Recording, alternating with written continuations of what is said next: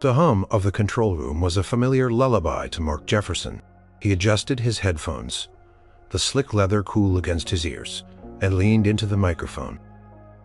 A red ONAIR light glowed, casting a stark, urgent gleam on his face. This was his domain, his kingdom. His show, Yesterday's Echoes, was a popular mid-morning staple, a place where Mark, with his smooth voice and quick wit, dissected the lives and legends of pop culture's biggest icons. Today, his focus was the undisputed king, Elvis Presley. Good morning, folks, and welcome back to Yesterday's Echoes. Mark's voice was a practiced blend of casual charm and authoritative knowledge. We're talking about the one and only Elvis Presley today. Now, folks, you know the king, a force of nature, a legend in his own time, but beyond the glitz and the hip-shaking that made him famous, the music.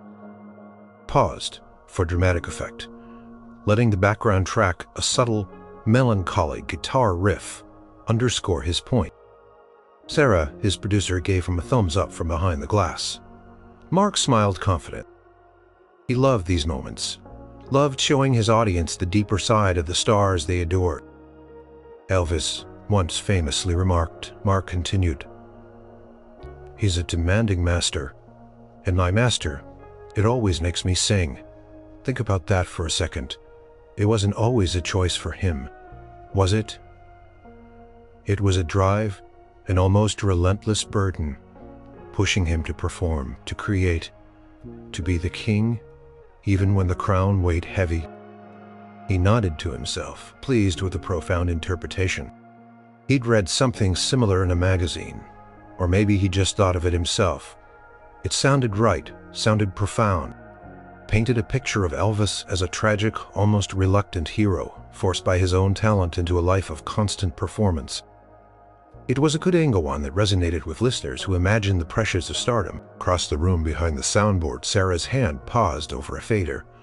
She frowned slightly, her brow furrowing. She was a meticulous researcher, and something about that quote didn't quite sit right. She'd read countless biographies, pored over interviews, and while Elvis certainly spoke of the demands of his career, demanding master didn't ring a bell. But Mark was on a roll, and interrupting him mid-segment was a cardinal sin. Unless the studio was on fire, she shook her head. Dismissing the fleeting doubt, Mark usually knew his stuff. Mark, oblivious to Sarah's brief moment of hesitation, forged ahead. This quote, my friends, truly encapsulates the struggle of a genius. The talent that elevates you, the passion that consumes you, can also become a cage. Elvis, for all his charisma, lived within those golden bars, compelled through his veins. He segued smoothly into a commercial break, his voice bright again. We'll be back in a moment with more on Elvis Presley, and we'll open the phone lines for your thoughts on the King's musical journey. Don't go anywhere. As the jingle for a local car dealership filled the air, Mark leaned back, pulling off his headphones. He stretched a satisfied grin on his face. Nailed it. Right, Sarah, still looking a little pensive, gave a tight smile. Sounded good, Mark. Very dramatic. Dramatic is good. Mark laughed, running a hand through his perfectly styled hair. It's not just about fact, Sarah, it's about feeling. Getting into the heart of the legend. People want to understand these icons, not just hear their discographies. He glanced at the blinking phone lines. Looks like we're already getting calls. See? People are connecting with the idea of Elvis as this driven, almost burdened artist. He was eager to take the first call, to hear his listeners echo his echical analysis. What he didn't know was that one particular listener, hundreds of miles away, was indeed connecting with his words, but not in the way Mark expected. This listener wasn't impressed by the drama. He was simply confused, then annoyed, and finally determined. The king, it seemed, had just heard his own words twisted beyond recognition. And a demanding master was about to make a very different kind of call. The sun poured through the panoramic windows of the suite, a golden blaze across the plush carpet. Elvis Presley, dressed in the simple silk robe, was having breakfast. His plate laden with crispy bacon, scrambled eggs, and fluffy biscuits sat on a small table near the stereo. He usually enjoyed these quiet mornings, the world still mostly asleep, allowing him a rare moment of peace before the whirlwind of his day began. Joe Esposito, his loyal road manager and close friend, fussed with the radio dial, searching for some easy listening tunes. "Anything good on E?" he mumbled, his focus on the crackling static. "Just some music," Joe Elvis replied, taking a sip of his coffee. "Something to ease into the day." Joe landed on a station. Its signal strong and clear, a man's voice, smooth and confident, filled the room. It was a talk show, and Joe was about to change the channel when he heard a familiar name. Elvis Presley. Elvis paused, his fork halfway to his mouth. He rarely listened to shows that discussed him. More often than not, it was gossip or wild speculation, and he preferred to avoid it. But the journalist sounded serious, not sensational. He was talking about music, about passion. A man wrestling with the very thing that made him famous, the music, the journalist, Mark was saying. Elvis listened, intrigued. He did wrestle with the music sometimes, but in a good way, in the pursuit of perfection. He nodded, slowly taking another bite of bacon. This Mark fellow seemed to understand. Then came the quote. Elvis once famously remarked, Mark's voice dropped, full of gravitas. "That music is a demanding master, and my master, it always makes me sing." The fork clattered onto the plate. The blood drained from his face, replaced by a flush of disbelief, then anger. "What did he say?" he muttered, his eyes narrowing. Joe, who had also paused, looked at Elvis. A questioning look on his face sounded like he was quoting you. "B. About music." He got it wrong. Elvis pushed his plate away, his appetite gone. He walked over to the stereo, leaning closer as Mark continued to elaborate on his twisted interpretation. "Think about that for a second. It wasn't always a choice for him, was it? It was a drive, an almost relentless burden. Burden?" Elvis scoffed, a deep growl rumbling in his chest. "Music ain't no burden to me. Music is my soul. It's who I am. That ain't what I said, not ever." Paced the room, his bare feet sinking into the thick carpet. "Demanding master. That's ridiculous. Music is a gift, Joe, a blessing. It doesn't make me sing. It lets me sing. It calls to me, yes, but it ain't a whip. It's love." Joe watched him, accustomed to Elvis's passionate reactions, but this one felt different. This wasn't just a bad review. This was a fundamental misrepresentation of something Elvis held sacred.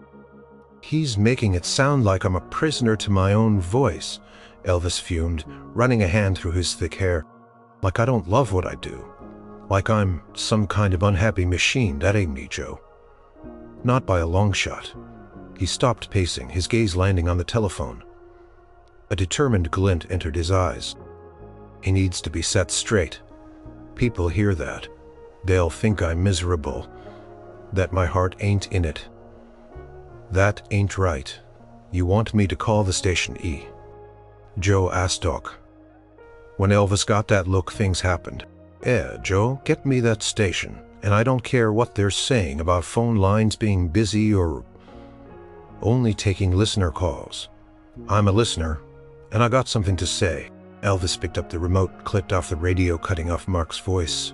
Mid-sentence, the silence in the room was sudden and heavy, broken only by Elvis's determined breathing. He walked to the window, looking out at the city below, a city that saw him as a larger-than-life figure, a myth, but right now, he felt like a man whose deepest passion had just been misinterpreted for public consumption, and he wasn't going to let that stand.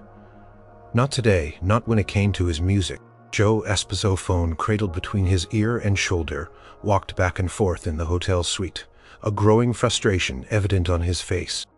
Elvis sat on the edge of the bed watching him. a tense energy radiating from him. He wanted this done, and he wanted it done now.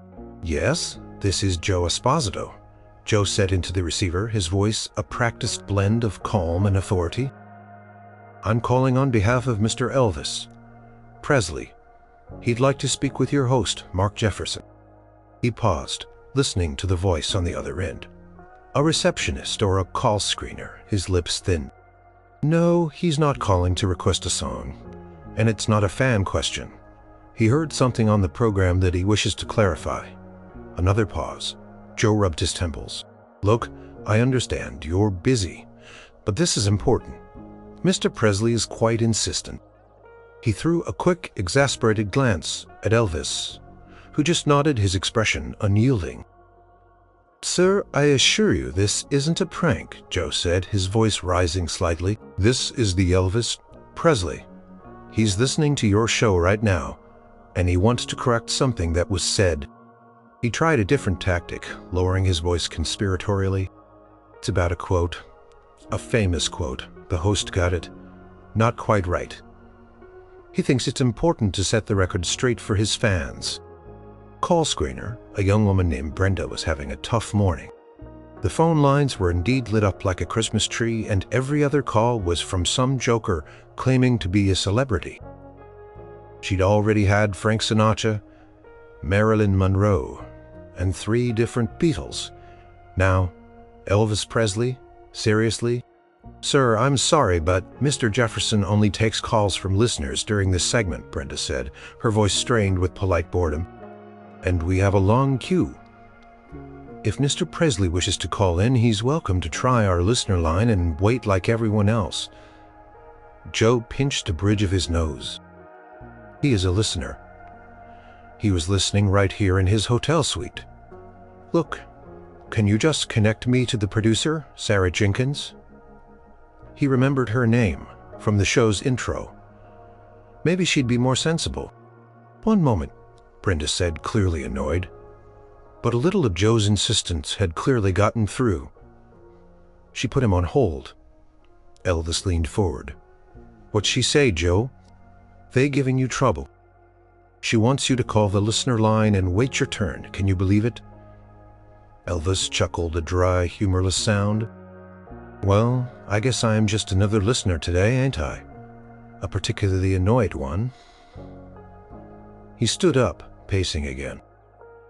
"Don't hang up, Joe. Just keep at it. Tell 'em this ain't a joke. Tell 'em they'll get the scoop of a lifetime if they just listen." A moment later, Brenda was back on the line. "I'm connecting you to Sarah Jenkins, but no promises, sir. We get a lot of enthusiastic callers." The line clicked, and a new voice, more brisk and professional, answered. "Sarah Jenkins, producer, Yesterday's Echoes. Ms. Jenkins, this is Joe Esposito. I'm calling on behalf of Elvis Presley," Joe began, trying to sound as credible as possible. "Mr. Presley is very keen to speak with Mark about something," he said on air. Sarah, meanwhile, was juggling the chaotic energy of a live radio show. Calls were flooding in, the sound engineer was signaling a minor technical glitch, and Mark was giving her hand signals for more coffee. "Mr. Esposito, I appreciate the call, but as you can imagine, we get a lot of claims like this. If Mr. Presley wishes to comment, he's welcome to send a statement or call our listener line." "Miss Jenkins, with all due respect, if Elvis Presley himself calls your show, it's not a claim."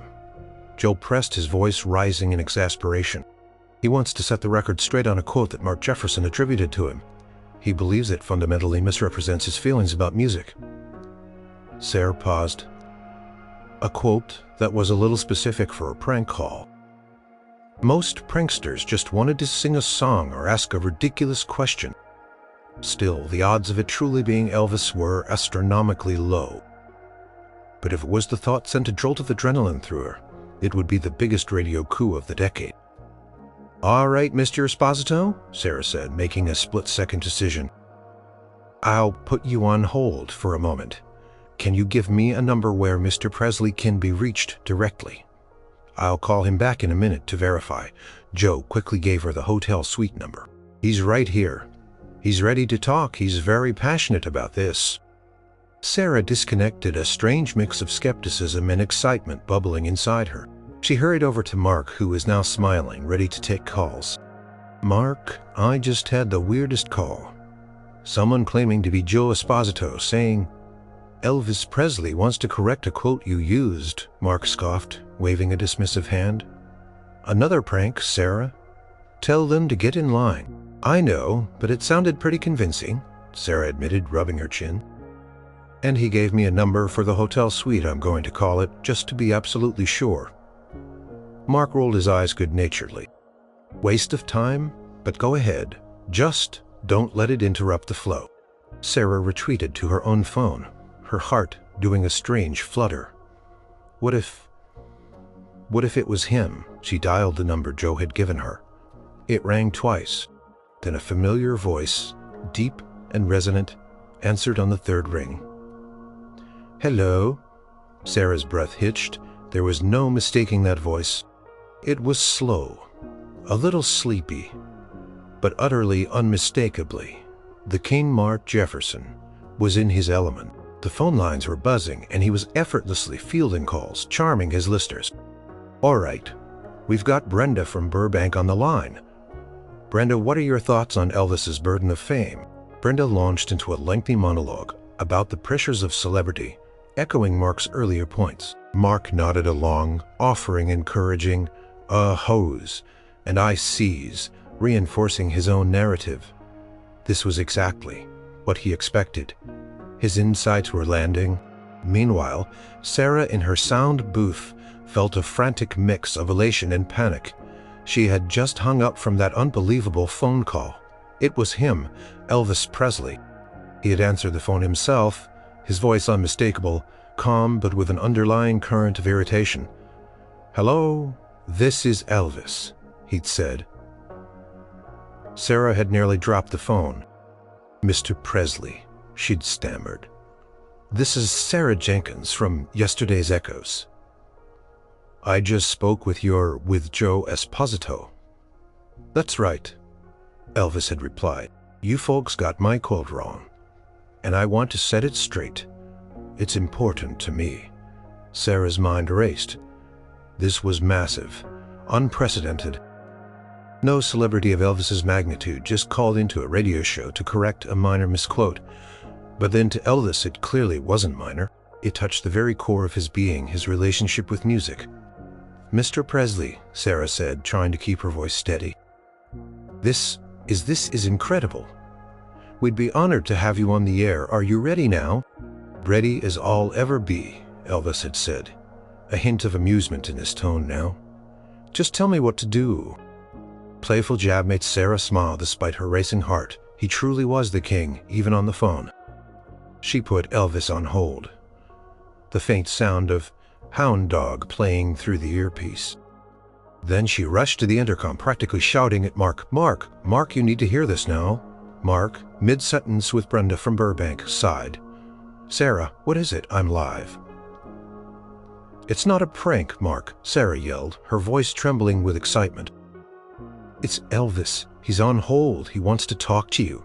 He's calling about the quote."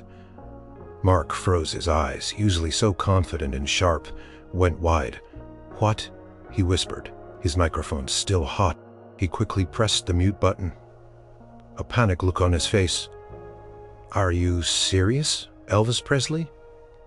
"Yes, I just spoke to him," Sarah gushed, her voice barely contained. "He sounds annoyed about the quote. He wants to correct it." Mark stared at her, his mind struggling to process the information. The king, Elvis Presley, on his show now, live. A bead of sweat trickled down his temple. This wasn't just a big moment. This was a career-defining, history-making moment. And he, Mark Jefferson, the guy who'd confidently misquoted him, was right in the middle of it. Okay, Mark stammered, pulling himself together. He took a deep breath. Brenda from Burbank was still on the line, oblivious, probably wondering why her host had suddenly gone silent. "Get Brenda off the line gently," Then prep him. How do we do this? What do I say? Sarah was already moving, her fingers flying across the soundboard. I'm cutting, Brenda. Just be yourself, Mark. And be ready to apologize. He sounds displeased. Mark swallowed hard. Displeased. The king was displeased. This was far from the adoring fan calls he usually received. He adjusted his headphones, his hands suddenly clammy. The entire studio seemed to hold its breath. This wasn't just another segment. This was a direct conversation with a legend, one who felt personally wronged. He had to make it right. And thank you, Brenda, from Burbank for your insable call, Mark said, his voice surprisingly steady, though his heart was pounding like a drum solo. Quickly segued to a brief instrumental break, signaling to Sarah with a frantic gesture. Sarah was already on it. She looked at Mark through the glass, a mix of exhilaration and terror in her eyes. She gave him a thumbs up, mouthing, "He's ready." Mark took a deep breath, trying to calm his racing thoughts. He was about to talk to Elvis Presley. The Elvis Presley? He, Mark Jefferson, who had just confidently butchered one of the king's philosophical reflections on music. He felt a wave of cold dread, followed by a surge of pure, unadulterated excitement. This was history. He leaned into the microphone, his voice returning to its smooth, professional tone, though a slight tremor was detectable if he listened closely. All right, folks, we have a very special and rather unexpected guest. On the line, we were just discussing the king itself, Elvis Presley. So without further ado, we are incredibly honored and frankly a little stunned to welcome Mr. Elvis Presley to yesterday's Echoes. Collective gasp went out across the studio, though no one but Mark and Sarah were truly aware of the magnitude of the moment. The sound engineer's jaw dropped. The intern spilled his coffee. Well, good morning, Mark, or should I say good morning to all the folks listening. Mark felt a jolt. It was him, no doubt. Mr. Presley, Mark stammered, feeling suddenly like a nervous schoolboy. It's an absolute honor, sir. We're truly surprised and delighted you called in. Elvis chuckled, a low resonant sound that would send shivers down millions of spines. Well, I appreciate that, Mark, but I'll tell you, I was listening to your show, and you said something about me, about my music, that just didn't sit right. Mark swallowed hard. Here it came. Yes, sir, he managed. I was quoting you, I believe, about music, being a demanding master. That's where you got it wrong, son, Elvis said, his voice firm but not aggressive. There was a directness, a gentleness even, but no room for argument. I never said music was a demanding master, and it sure ain't no burden, either. Mark felt his face flush. He'd been so confident, so sure of his interpretation now. The man himself was calling him out. Live on the air. What I said, Mark Elvis continued, his voice taking on a thoughtful, almost poetic quality. What I've always believed is that music is the language of the soul. And my soul, it always wants to sing. That's what I said. That's what I feel. He paused, letting the true quote hang in the air, a stark contrast to Mark's earlier version. Music isn't something that makes me do anything, Mark. It's something that sets me free. The way I express what's inside me. It's a gift. It's a calling, but it ain't a master that demands, or a burden. It's pure joy most of the time. Mark sat there humbled, speechless. He hadn't just misquoted. He had fundamentally misinterpreted the heart of the artist. He had painted Elvis as a victim of his own talent, when in reality the king saw his music as a source of liberation and pure passion. Mr. Presley, Mark finally managed, his voice now devoid of any pretense or arrogance. I sincerely apologize. You are absolutely right at somewhere, and I clearly twisted it into something it wasn't. I am truly, truly sorry for misrepresenting your words and your feelings about your art. Elvis was quiet for a moment. Then his voice came back, softer now perhaps, sensing Mark's genuine contrition. Well, thank you for that, Mark. I appreciate you letting me set the record straight. It matters to me what people think about my music, about why I do what I do. Mark took a shaky breath. This was incredible. The king forgiving him on air. This was more than a correction. It was a rare glimpse into the man behind the legend. It matters to me what people think about my music, about why I do what I do, Elvis reiterated, his voice gentle but firm. See, Mark, I've been singing since I was a little boy in church on the porch, wherever I could make a sound. It wasn't about fame then. It was about feeling something inside, something that just had to come out. Mark, still reeling from his very public apology, found himself listening intently, captivated. This wasn't the distant, aloof superstar often portrayed in the media. This was a man speaking from his heart, defending his truth. People, they see the bright lights, the jumpsuits, the crowds, Elvis continued, his voice taking on a thoughtful, reflective tone. And that's all part of it, I guess. The show, but the music, that's the core. That's the real Elvis. When I sing, when I connect with the band, when I feel that rhythm, it's like a spark, a fire. That ain't no burden. Son, that's leaving. He paused, and Mark could almost picture him sitting wherever he was, perhaps leaning back in a chair, eyes closed, remembering those moments. So when I hear someone say that it's a demanding master, or that it makes me sing, Elvis went on, it just ain't true to what I feel. It's a privilege, it's a joy, it's the closest I get to truly being myself, honest and open with no pretense. Mr. Presley, I understand completely now. My apologies truly don't feel like enough. I interpreted Jurgle, thinking it would make for a more dramatic narrative, but you've shown me it's much simpler and far more profound than that. It's about pure passion. That's right, Mark, Elvis confirmed, a warmth entering his voice. It's about passion, and it's about connection. When I sing, I'm trying to reach out to folks to make them feel something, whether it's joy or comfort or a little bit of hope. If I ain't believing it, making me do it, then it ain't real. And if it ain't real, what's the point? He paused, a beat of silence on the airwaves, letting his words sink in. Then his tone shifted, slightly becoming a little more playful. So I just wanted to clear that up. Don't want people thinking I'm some kind of sad fella being forced to sing. I sing because I love it. I sing because it's who I am. Mark couldn't help but smile. A genuine, relieved smile. Tension in the studio had evaporated, replaced by an almost palpable sense of wonder. This was Elvis, not just a voice on a record, but a human being, humble and sincere, correcting a journalist who had messed up. Mr. Presley, Mark said, his voice filled with newfound respect. Thank you.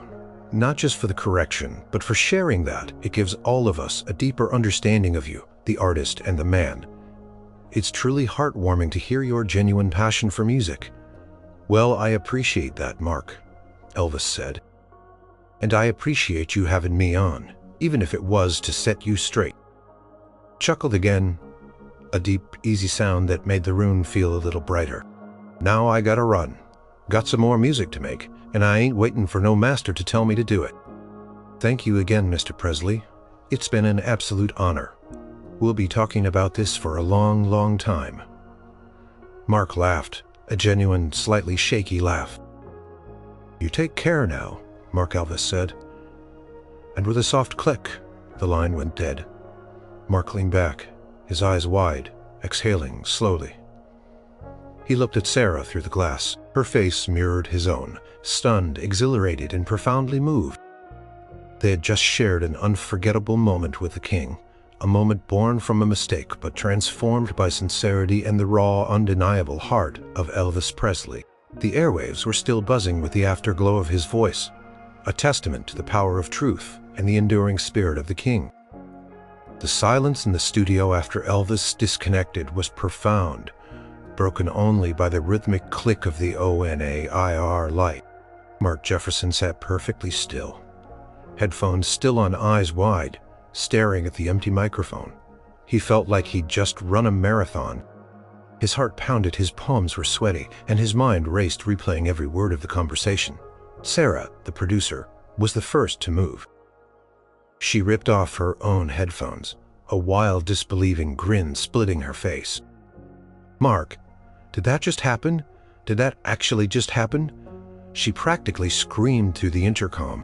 Mark slowly removed his headphones, a dazed smile spreading across his face. I think so, Sarah. I think Elvis Presley just called my show to correct me. He let out a shaky laugh, a mix of relief and pure disbelief.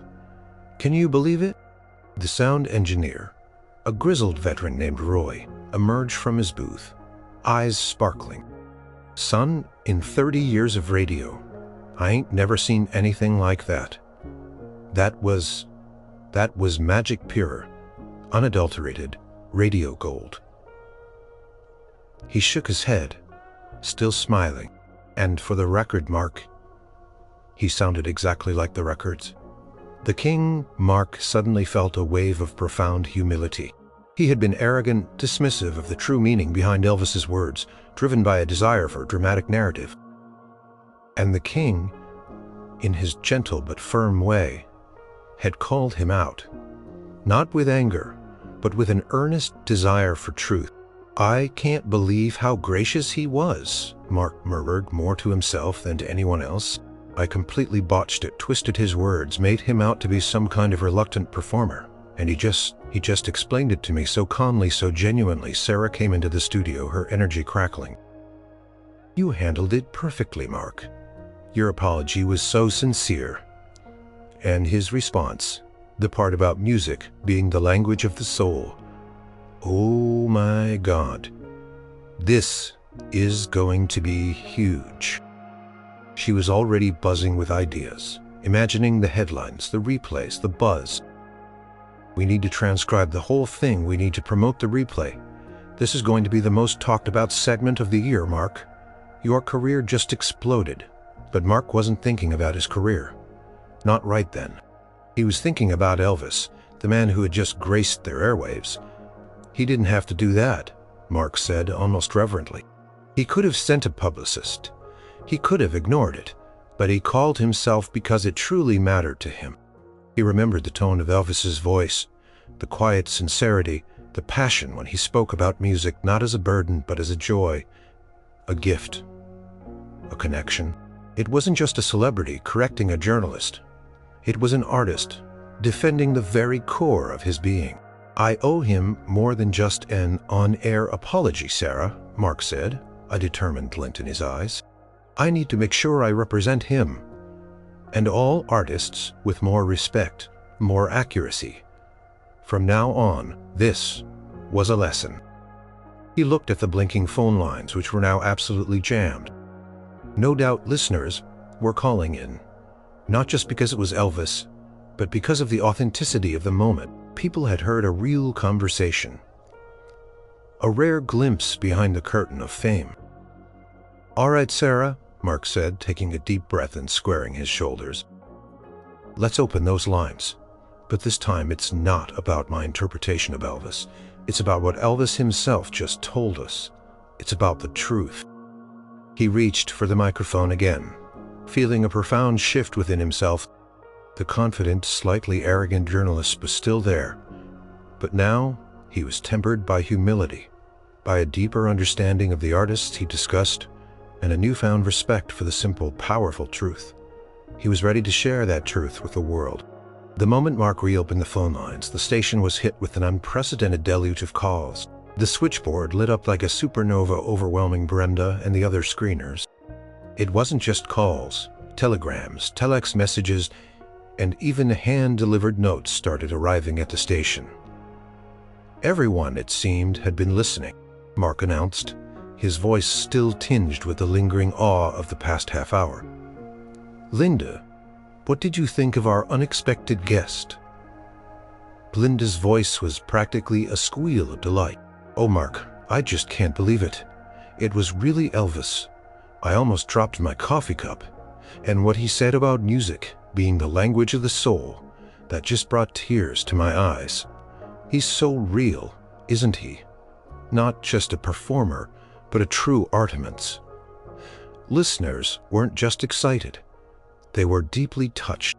They spoke of the authenticity, the sincerity, the sheer unexpectedness of the moment. Mark listened, genuinely moved by their reactions. His mistake had opened a door not just for Elvis to correct a quote, but for millions to reconnect with the king on a profoundly human level. By the end of the show, Mark felt drained but exhilarated. The phone never stopped ringing. Sarah had been furiously taking notes, coordinating with the station manager and fielding calls from national news outlets who had somehow caught wind of the broadcast. The story was spreading like wildfire. "We need to get a press release out immediately," Sarah declared, her face flushed with excitement. "And we need to get a recording of that segment ready for syndication. Every station in the country is going to want it." News wires hummed with the story. "Elvis Presley calls radio. Show to correct. Misquote." National newspapers began preparing their morning editions, envisioning headlines like, "The King speaks his mind." "Live on air." Television news programs slotted in segments about the unusual event. At Graceland, or wherever Elvis was resting after his performance, Joe Esposito was already fielding calls from reporters and record label executives. They were all ecstatic. This wasn't a manufactured publicity stunt. It was real, raw, and utterly compelling. It reminded everyone that beneath the dazzling costumes and the throngs of fans, Elvis Presley was a man of integrity, deeply connected to his art and his truth. Joe said, walking into Elvis's living room, a phone pressed to his ear. "It's going wild. Everyone's talking about it. They're loving it. People are saying it's the most real they've ever heard." Elvis, who had been strumming a guitar idly, looked up, a faint smile playing on his lips. "Good," he said simply. "That's all I wanted, for folks to know the truth. That music ain't a master I serve. It's a partner, a friend." He thought about Mark, the young journalist, whose initial mistake had sparked this chain of events. He hadn't meant to embarrass him, just to correct the record. He hoped Mark understood. The sincerity in the journalist's apology had registered with Elvis, confirming that Mark was a decent sort, just perhaps a little too eager for a dramatic storyline. The phone call wasn't just a brief radio segment. It was quickly becoming a cultural phenomenon. It resonated because it was unexpected, because it showed vulnerability and integrity from a man often seen as untouchable. It cemented Elvis's image not just as a global icon, but as a genuine soul who cared deeply about his art and his fans. The echoes of his voice, correcting a simple quote, were now reverberating far beyond the radio studio, touching hearts and minds across the nation. Back in his quiet hotel suite, far from the buzzing radio station and the escalating media frenzy, Elvis Presley sat by the window. The city lights twinkled below, a vast impersonal canvas. Joe Esposito had finally stepped out, leaving Elvis with a rare moment of solitude. He picked up his guitar again, idly plucking a few chords. The melody was soft, melancholic, but with an underlying current of peace. He thought about the radio call. It had felt good, truly good, to set the record straight. For too long, his words, his life, his very essence had been filtered through headlines, rumors, and the often exaggerate, the prested, or think directly. More authentically, but less so now. He knew what it was like to be misunderstood, to have your intentions twisted. Closed his eyes, remembering the feeling of stepping onto a stage, the roar of the crowd, the blast of the spotlights. It was exhilarating, addictive even. But underneath it all, beneath the persona, was simply a man who loved to sing. A boy from Tupelo who had found his voice in gospel hymns and blues tunes, a voice that soared and stirred something deep inside him. Quote he'd corrected, "Music is the language of the soul, and my soul, it always wants to sing," was the truth. It wasn't about being forced or burdened. It was about an inner compulsion, a joyous, undeniable urge to express himself through sound. When he sang, he felt connected to something bigger than himself, to his audience, to God. It was his purest form of communication. Fame had brought much, of course. Wealth, adoration, the chance to live a life beyond his wildest dreams. But it also brought loneliness, scrutiny, and the constant pressure to maintain an image. Sometimes he felt like he was living inside a gilded cage, trapped by the very adoration that had built it. But the music, that was his escape, that was his freedom. It was the key that unlocked the bars. He thought of the fans who had called in after he hung up, the ones Mark had been talking to. He imagined their reactions, their joy at hearing his voice, at hearing him speak from the heart. That was what truly mattered. Connecting with them, not as the king on a pedestal, but as a fellow human being who loved music as much as they did. Sometimes he wondered if people truly saw him, the real him, beneath the rhinestones and the iconic sneer. Moments like today, moments of raw, unscripted truth, were rare, but they were vital. They reminded him, and hopefully others, that he was more than a commodity, more than a legend. He was a man with a soul, and that soul yearned for authenticity. He strummed another chord, a gentle rising melody. The simple act of playing, of letting the notes flow, felt like a cleansing. He had corrected a public record, but perhaps more importantly, he had corrected a private one within himself. He had reaffirmed his love for his craft, reminded himself why he had started, why he kept going. Not out of obligation, not because a demanding master commanded it, but because his soul, his very essence, simply wanted to sing, and it always would. Years passed. The radio waves continued to hum, carrying countless voices and stories, but few ever resonated quite like the unexpected call from Elvis Presley. The segment, endlessly replayed and discussed, became a legendary piece of broadcast history. Mark Jefferson's career was undeniably transformed. He was no longer just a rising journalist. He was the journalist Elvis Presley called to correct. The initial embarrassment faded, replaced by a profound sense of gratitude and humility. He never forgot the lesson that day. His show, Yesterday's Echoes, shifted its tone, becoming known for its meticulous research and its compassionate approach to the stories of famous figures. Mark made a point of not just reporting facts, but seeking out the genuine spirit behind the artistry. He often ended his segments, especially those about musicians, with a subtle nod to Elvis's philosophy. Remember, folks, music is the language of the soul. For Elvis, the call was a small yet significant moment of reclaiming his narrative. It was a fleeting, unscripted glimpse into his true self that touched millions. It reminded the public that he was not just a performer, but an artist, a man with deep feelings about his craft.